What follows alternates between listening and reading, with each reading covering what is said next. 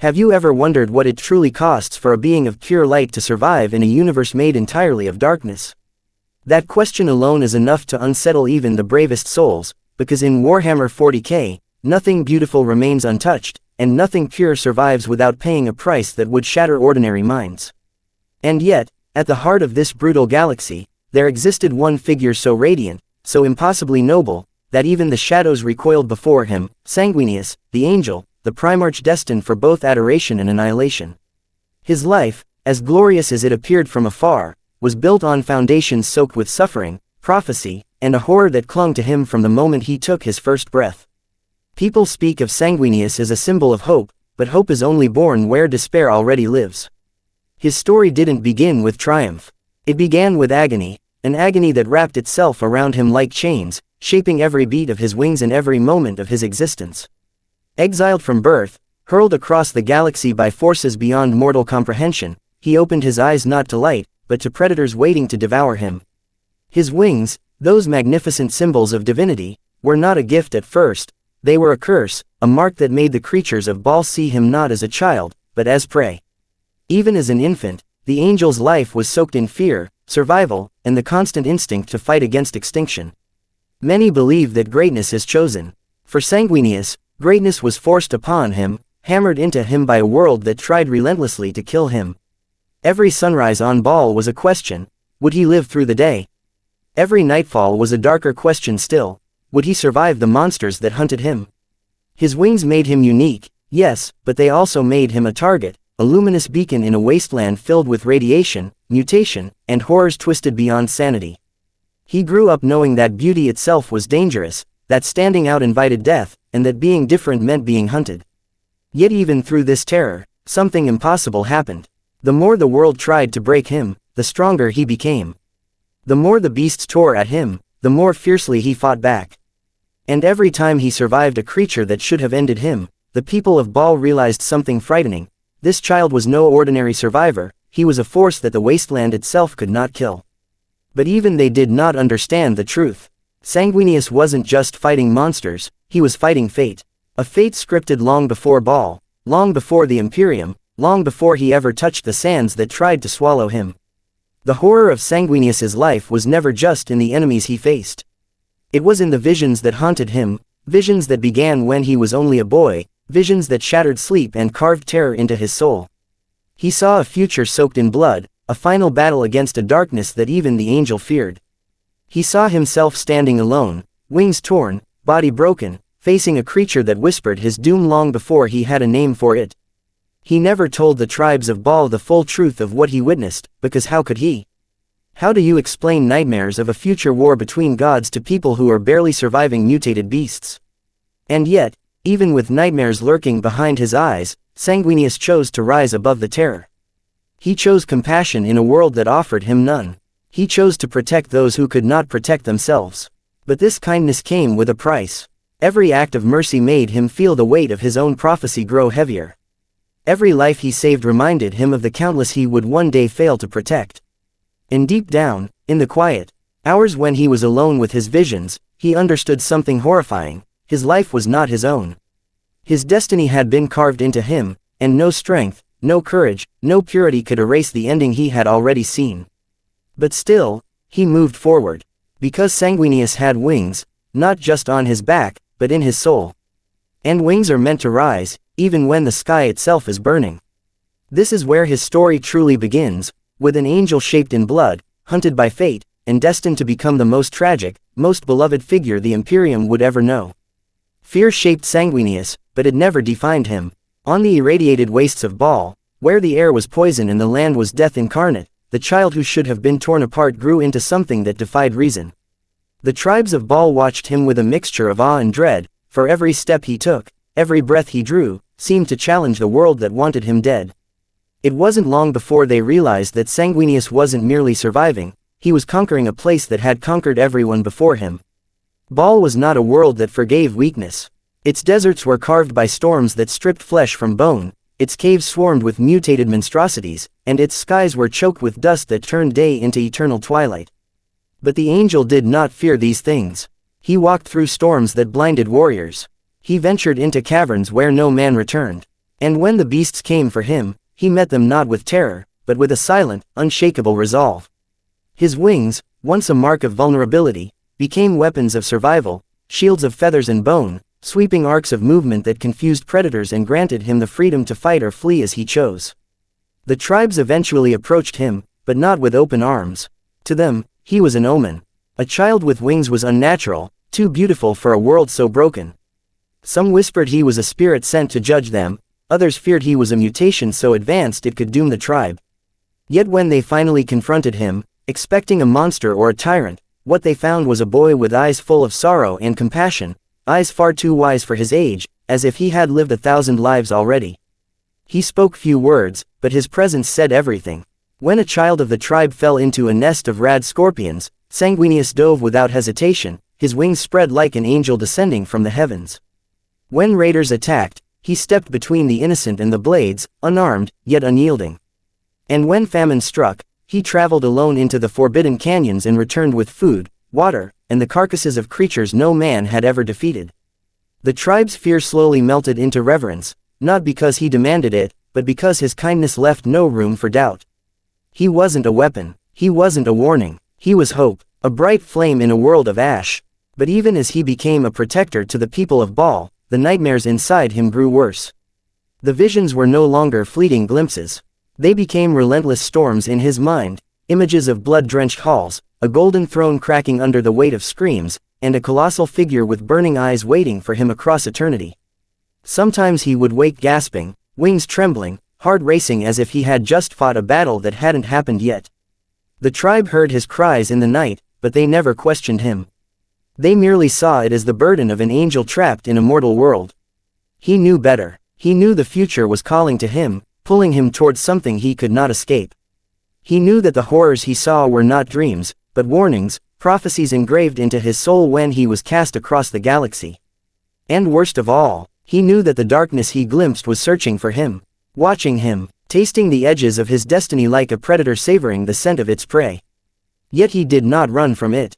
Sanguinius lived every day with the knowledge that suffering hunted him, but he refused to let it change who he was.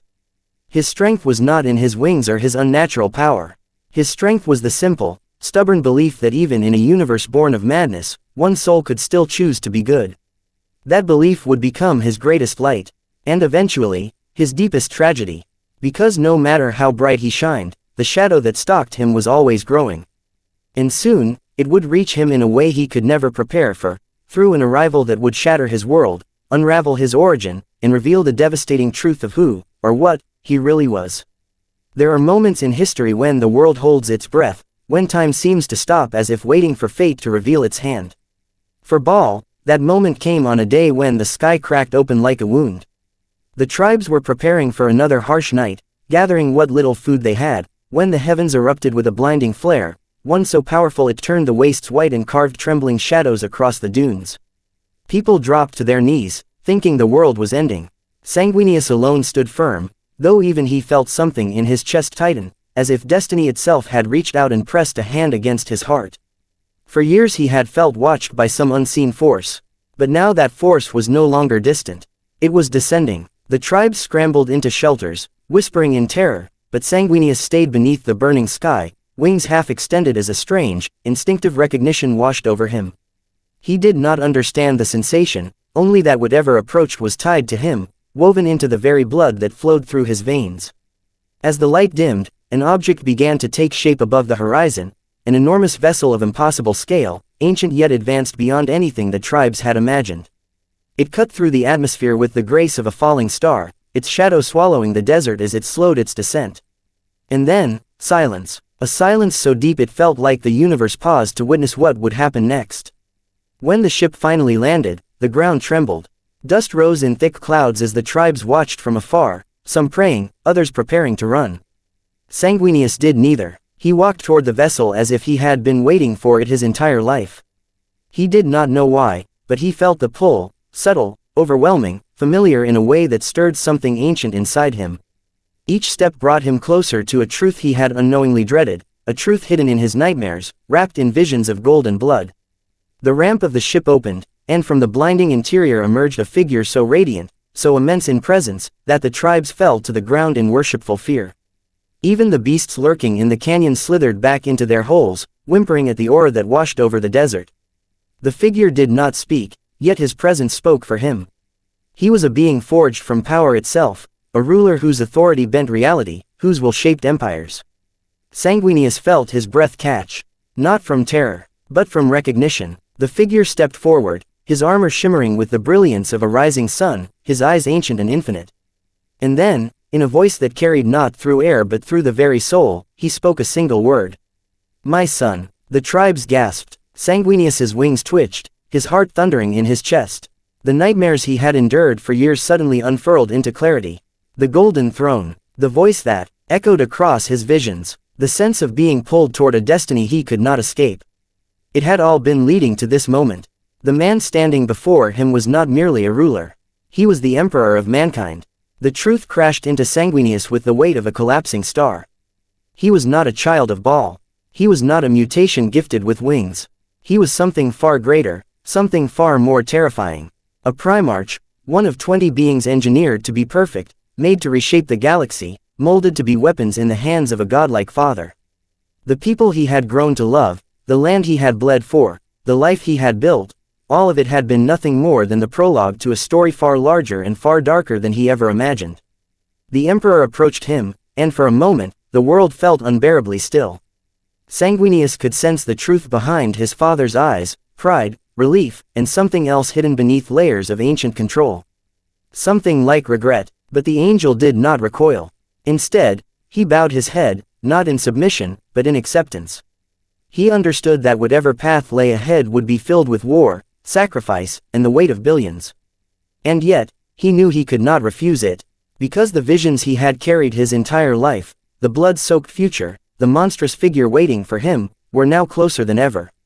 His destiny was no longer a distant whisper. It stood in front of him, waiting for him to follow.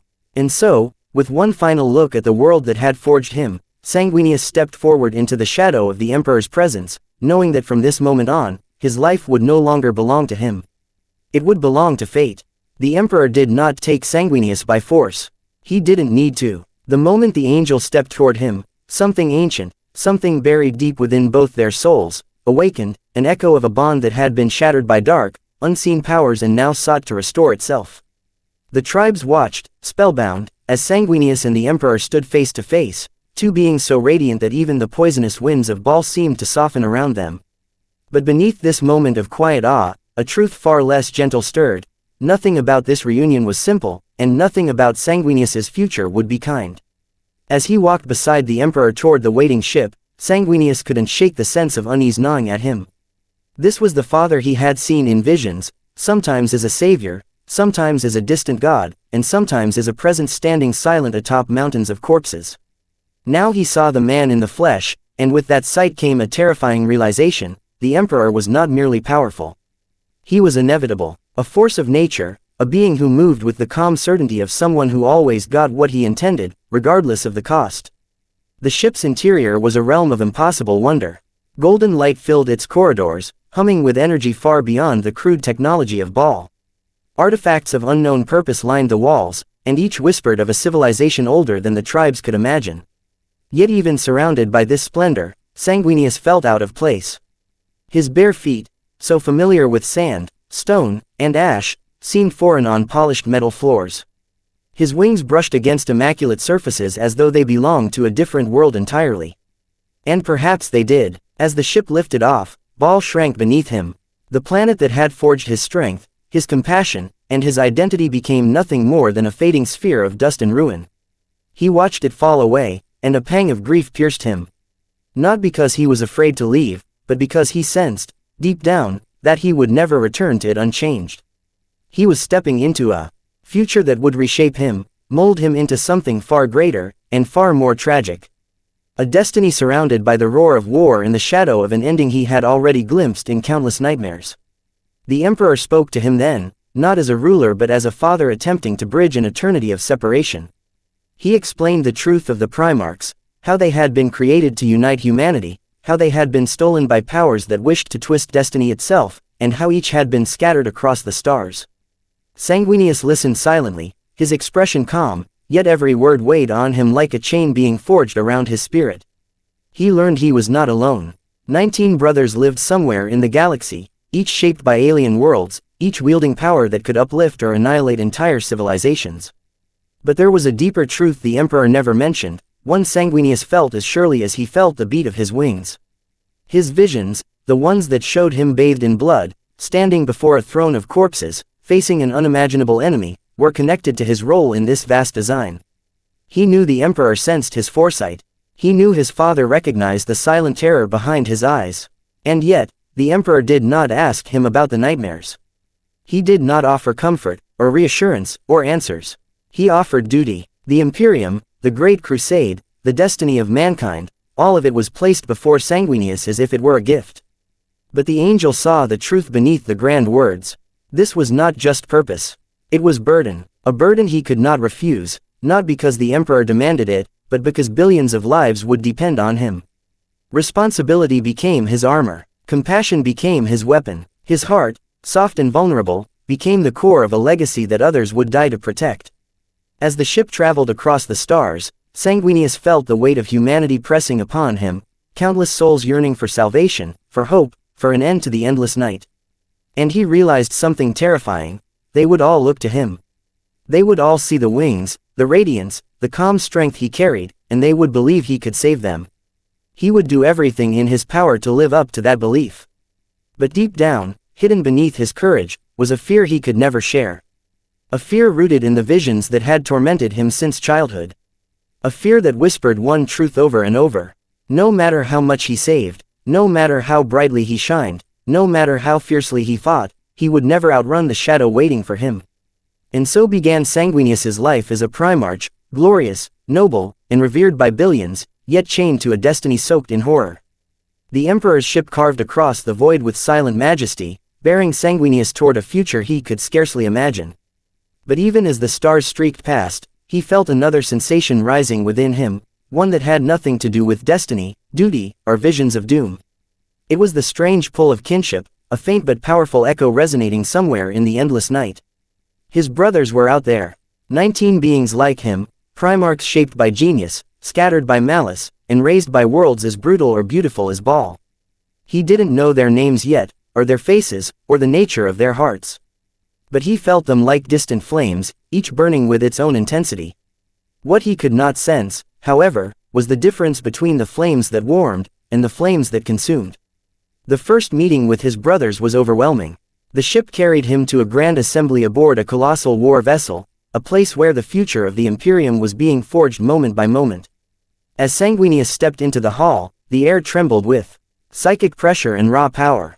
Each Primarch was a giant among giants, a legend breathing, moving, living. Yet among them, Sanguinius still shined like something otherworldly. His wings unfurled in instinctive greeting, their radiant form casting soft luminance across the room. For a heartbeat, the hall fell silent, stunned by a beauty so alien it bordered on divine. Some of his brothers smiled warmly, drawn to him in a way they couldn't understand. Others narrowed their eyes, unsettled by the sheer purity that rippled off him like heat. It wasn't jealousy, at least not yet. It was something deeper, a discomfort born from standing before someone who embodied everything they were not: gentleness, grace, compassion untouched by pride or rage. But none reacted as intensely as Horus. Horus, the first found, strode forward with the confidence of one who had already claimed his destiny. His presence filled the room like a tide, powerful, undeniable, shaped by the Emperor's favor. And yet, when his eyes met Sanguinius's, something shifted in him. It wasn't hostility, it wasn't rivalry, it was recognition, the kind that binds two souls long before they ever speak. Sanguinius felt it too, a strange resonance, as if both had stood at the edge of the same abyss and whispered to the same distant fate. They embraced without words, and a bond formed in that instant. A bond that would reshape the galaxy. A bond that would one day break the universe. But even as warmth spread between them, Sanguinius felt a chill coil behind the moment. In Horus's aura, brilliant as a rising star, there flickered a shadow, faint and distant but unmistakable. A presence watching him from somewhere far beyond mortal perception. Sanguinius had seen that shadow before. In his dreams, in his prophecies, in flashes of a future drenched in crimson and betrayal. And now it whispered behind Horus's eyes. Sanguinius said nothing. What could he say? That he feared his own brother. That the visions that plagued him since childhood had begun to take shape in the presence of the one he cared for most. He pushed the dread aside and embraced the warmth instead. For now, Horus was his brother, his equal, his friend. And Sanguinius, ever hopeful, clung to that connection like a dying man to light. As the days passed, he met all his brothers, each a towering force of will and war. Some greeted him with admiration, drawn to the calm dignity in his voice. Others viewed him with suspicion, unable to fathom a being so powerful yet so gentle. Yet no matter their reactions, Sanguinius felt a quiet sorrow blossom in his chest. Each Primarch carried wounds, scars shaped by the worlds they had called home. Some bore them with pride. Some hid them behind iron discipline. Others let their pain twist them into sharp, dangerous creatures. Sanguinius could feel their suffering as if it were his own. And so, he offered what comfort he could. A hand on a shoulder. A moment of stillness in a world of endless war. A word spoken with the sincerity only he possessed. But even kindness had its consequences. For every brother who embraced him, another felt exposed by the light he carried, as if his very presence illuminated the cracks in their armor. He did not wish to harm them, yet he could not dim who he was. This was the truth of Sanguinius. His beauty was not a blessing alone. It was a mirror, and not everyone could bear to see themselves in it. But despite the complexities, despite the undercurrents of tension woven through the Primarchs, Sanguinius carried himself with grace. He believed that together, they could lift humanity to a new age. He believed unity was possible. He believed the future could be shaped through honor and brotherhood. But every night, the visions returned. Blood, wings torn, a throne drowning in screams, Horus standing above him, eyes hollow and burning. He would wake trembling, breath ragged, feathers damp with cold sweat. And though he said nothing, the truth became harder to ignore. The shadow he had always feared wasn't approaching. It was already here, hidden in the very family he had just embraced. The day Sanguinius first stood before his legion was a moment carved into eternity. The Blood Angels, though they did not yet bear that name, had gathered in ranks so massive they resembled a living sea of red and gold. Space Marines engineered from fragments of his genetic essence, warriors forged to embody his strength, his grace, and his purity. They stood in perfect, breathless silence as he stepped forward, wings spread behind him like banners woven from sunlight and storm. To them, he was not just a Primarch. He was the missing half of their souls. And for the first time since he arrived on the Emperor's ship, Sanguinius felt something like belonging. These warriors were not tribesmen struggling to survive. They were not strangers overwhelmed by his radiance. They were reflections of him, living testaments to the fragments of his essence scattered into their creation. When they saw him, they felt whole. When he looked upon them, he felt understood in a way no mortal ever could. But even in this moment of unity, Sanguinius sensed the fracture beneath the surface. The Legion was strong, disciplined, loyal, unbreakable. Yet he could feel it the way one feels a faint crack inside a blade, a quiet imperfection whispering from the depths of their minds. Some of them carried a darkness, a subtle pulse he recognized all too well. It echoed the nightmares that had tormented him since childhood, the same hunger, the same rage, the same shadow lurking behind the horizon of his visions. He did not yet have a name for it. Later, the galaxy would tremble when that name was spoken. But for now, it was a silent tremor beneath the glory. Sanguinius descended the steps to greet them, and the Legion moved as one, dropping to their knees, helms lowered, hearts pounding with unspoken devotion. He raised a hand, not in command but in gentle dismissal, urging them to stand. When they rose, he saw something he had never expected, awe. A reverence so profound it bordered on worship. They did not merely respect him. They adored him, fiercely, almost desperately. It would become both their greatest strength, and the source of their deepest curse. He addressed them with a voice like calm thunder, a voice shaped not by dominance but by compassion. He spoke of unity, of honor, of protecting those who could not protect themselves. He told them that power was meaningless without purpose, and purpose was empty without humanity. He told them that they were not weapons, they were guardians. Defenders of a fragile species that looked to the stars with fear and hope. The Legion listened not as soldiers, but as sons hearing the voice of a father they had waited lifetimes for. When he finished, the silence that followed was not empty. It was sacred, a moment in which the entire Legion seemed to inhale the same breath, the same resolve. And when they finally responded, their voices roared through the chamber like the beating of 1,000 war drums. It was not merely a cheer. It was devotion forged into sound. Thus the angel became a commander. But unlike other Primarchs, he never ruled through fear. He never demanded obedience. His authority came from something far more powerful, love. A bond between Primarch and Legion so strong that it made them near invincible in battle. Sanguinius led not from above, but beside them, wings sweeping forward like a beacon in the darkness of war. And in return, the Blood Angels fought with a passion so fierce it stunned even veterans of the Great Crusade. World after world fell before them. Civilizations bent the knee. Humanity expanded across the stars with renewed hope. Where Sanguinius walked, despair vanished. But where glory shines brightest, shadows gather all the more eagerly. As campaigns continued, Sanguinius began to notice cracks forming in the hearts of some of his sons. Whispers of dreams filled with blood. Sudden fits of uncontrolled fury. Soldiers who returned from battle trembling, not from fear, but from hunger they did not understand. He comforted them, spoke with them, guided them, but every time he touched their minds, he felt something inside them stir. Something he feared, something painfully familiar. His sons were inheriting the same darkness that lived inside him. The flaw he carried, the curse he had sensed since childhood, was encoded into their very souls. Sanguinius hid his worry. He could not burden his legion with the truth. He could not let the Imperium see weakness in one of its greatest commanders. But the terror began to grow within him like a second heartbeat. If he fell to this darkness, he would doom everything he loved. If his sons fell, the galaxy would drown in blood. Yet he continued leading them, fighting alongside them, inspiring them, not because he was blind to the danger, but because he believed he could guide them away from the abyss. He had to believe that, because if he admitted the truth, if he accepted what the visions had shown him, then he would also have to accept that the greatest threat to his legion was himself. Silence. Ba ek isi hamoshi jo zinda chizan ko kha jati hai.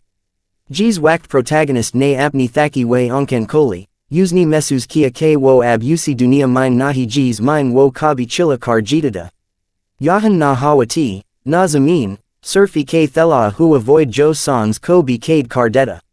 Our fear, J's kisi parani machine ki garden se awaz nikalti ho, necron monolith k andar ek sunari glow jagmagaya. Axar log ket hain k necrons ko feelings nahi hodi, lekan yahan, is gary and dairy kali jagamine, koi wo cheese jog chuki ti jo lakan salan se sodi ar rahi ti. Ek metallic fosfasa at uskeiird gerd gumti rahi, na formless, na shapeless, par fear b wo as se pori tara wachif. Flesh is a temporary lie, wo awaz ke rahi ti. Aur tumni apni zindagi is jut ke liye barbad kardi. Protagonist ne mesus kia kuske damag ka har raz, har dard, har galti as sardi mine nenga ho gaya ho. Yahan koi judge nahida, surf ek ancient machine consciousness jo uski ru ka wazan nap rahi ti, jays decide kar rahi ho kusay ta nahai, ya apni army ka hisa banana hai. Void ka floor dear crack wa, aur ek glowing pathway somni aaya, jays kisi ne as andhere mine ek ne kismet ka rasta jala dia ho. Protagonist ne samja nahi ke ye bachao haya katam karne ka terika, lekan ek bot clear ti, abwo necrons ki dunia ke threshold par karada. Yahan se wapas zinda nikalna surf mushkul nahi, lagbog na mumkanda. Aur fear b, wo ek kadam age bod gaya, kian k ab dar se ziada usay sak janani ki book laji waiti. The universe, vast and indifferent, had already begun to whisper the first hints of doom. Even as Sanguinius led the Blood Angels across conquered worlds, victories stacked like monuments to his brilliance, a shadow was growing, subtle, insidious, and hidden behind the faces he had come to trust. Horus, the first found, once his brother and closest friend, carried something in his gaze that Sanguinius could not name. It was not malice yet, nor hatred. It was a seed, small and almost invisible, that would one day bloom into a hurricane of destruction. The first sign came not on the battlefield, but in quiet moments, in conversations where the warmth of brotherhood was tainted by an almost imperceptible chill. Horus would ask questions that lingered too long, probe ideas that seemed harmless, and then watch for reactions as if searching for weakness. Sanguinius noticed, but he dismissed it. The shadows in his visions had always been distant, and he had learned to walk alongside them without fear. He did not yet know that the shadow walking beside him was not fate, it was choice. Horus's choice. As the campaigns of the Great Crusade continued, Sanguinius's sons began to notice the tension too. The Legion, loyal to the Angel above all else, started to see cracks in unity among the Primarchs. Subtle disagreements, fleeting looks, whispered disagreements, small ripples that threatened to swell into tidal waves. The Blood Angels remained untainted, their devotion unbroken, yet even they felt the weight of the darkness encroaching, an invisible predator circling at the edges of all they held dear. Sanguinius, ever vigilant, began to push himself further, not just in battle but in guiding his legion, protecting them from both external enemies and the corruption he sensed rising around him. He trained them harder, fought alongside them more ruthlessly, and became a beacon of courage that inspired both fear and awe. But with each victory, the whisper of betrayal grew louder in his soul, and the nightmares returned with renewed intensity, visions of Horus standing above him, wings torn, blood flowing, the galaxy itself trembling under the weight of war. The angel's dreams no longer offered warning, they demanded action. Yet what could he do against the man he loved as a brother? What could he do when fate itself had positioned them as mirrors of light and shadow? Sanguinius understood the horror now. Some battles could not be fought with weapons alone. Some wars were waged in hearts and minds, in trust and deception, in the silent spaces between loyalty and ambition. And so, with a heavy heart, he began preparing. Preparing not just for the war that raged across the stars, but for the war that would come from within, an enemy he could neither predict nor destroy with his wings or his strength. For the first time, Sanguinius felt the weight of inevitability pressing down on him. Not all who wear wings ascend. Not all who shine endure. And some light, no matter how radiant, will burn itself out against the darkness lurking closest. The shadow of betrayal was no longer distant. It was moving in step with him. Even angels have their limits, and Sanguinius was no exception. The longer he walked beside his brothers, the closer he drew to Horus, the more he sensed an invisible rot spreading across the edges of their unity. It did not announce itself with fire or steel. It came as whispers, subtle manipulations, choices that twisted perception, and ideas that seemed innocent but carried a hidden poison. The Great Crusade, meant to unite humanity, began to feel like a stage for treachery, and Sanguinius could feel the threads of fate pulling tighter around the galaxy. At first, the whispers were faint, almost imperceptible. Soldiers muttered about strange dreams, unexplainable rage, sudden bloodlust erupting without cause. Sanguinius noticed the signs in his sons, fleeting shadows in their eyes, moments of hesitation where courage had once been absolute, flashes of aggression that did not belong to their disciplined minds. He intervened quietly, guiding them, comforting them, teaching them to resist the pull of a darkness they could not yet name. And yet, no matter how vigilant he remained, he knew that this corruption was not external. It originated within. It had already rooted itself in the heart of the Imperium, in the very soul of the man he called brother. Horus, ever charming, ever persuasive, began planting seeds in others, subtle yet lethal. Conversations that should have been innocent carried undertones that only the most perceptive could detect. Decisions on campaigns, small strategies, suggestions of pride and ambition, each perfectly timed, each designed to test loyalty. Sanguinius watched and felt the weight of inevitability tighten around his chest. Some betrayals are born not in hate but in love, not in malice but in admiration turned bitter. And he had no power to stop it without shattering the very bond that had defined his life. The angel's dreams grew darker. He saw galaxies torn apart, brothers standing against brothers, wings soaked in the blood of those who had once been family. And at the center of it all, a vision more terrifying than any he had known. Horus, eyes burning, a throne of fire behind him, his hand raised not in command but in judgment. Sanguinius reached out, tried to warn, tried to alter the course of destiny, but even in his dreams, he felt the futility of his power. Prophecy is not a road to be diverted, it is a tide, relentless and uncaring, and all who resist it are swept away. Yet even as despair clawed at him, Sanguinius continued to fight, not only in battle, but against the corruption that sought to twist his brothers, his legion, and the Imperium itself. Every victory on the battlefield was accompanied by a gnawing dread. For every world saved, a heart was turning against him. For every enemy crushed, a friend in his own ranks inched closer to darkness. The whispers were multiplying, subtle voices embedded in the hearts of men and Primarchs alike, a growing choir of temptation, ambition, and hatred. And all the while, he knew that when the time came, he would stand alone against a brother he loved. A brother whose shadow had already claimed the galaxy in secret. The whispers were no longer distant, they were inside him, feeding on his fear, testing the limits of the angel who had always carried hope as his sword.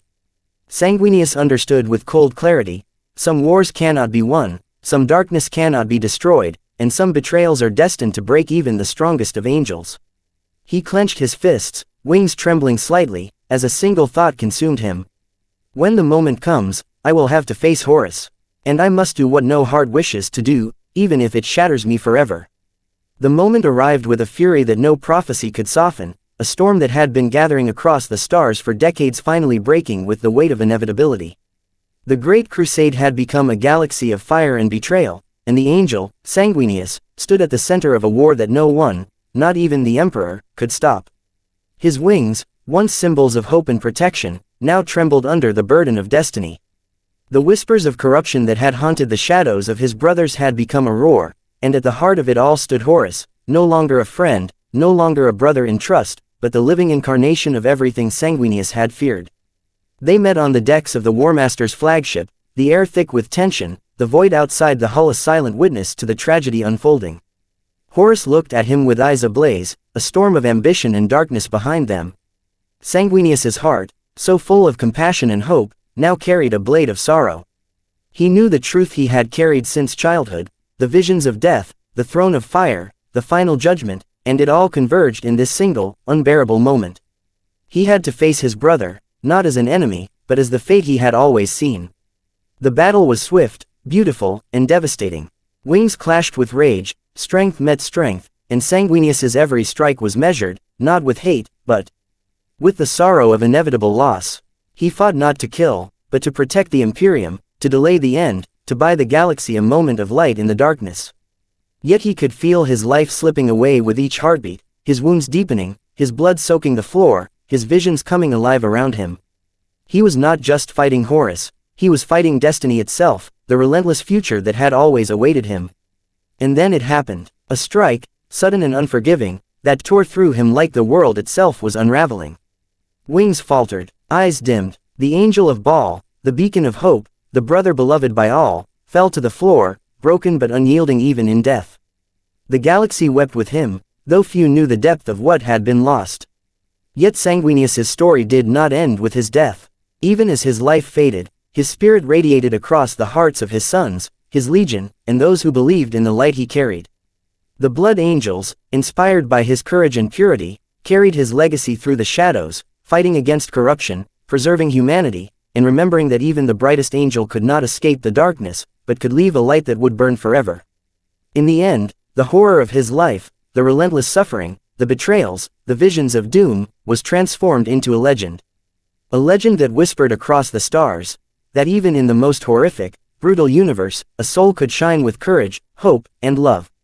That even an angel, destined to fall, could leave behind a light so pure that it would inspire countless generations. Sanguinius, the angel of Baal, the Primarch of the blood angels, had lived a life of unimaginable horror, and yet, in his death, he became immortal. His story was tragedy, yes, but also a testament, that even in darkness, some lights refused to die. And the universe would never forget him.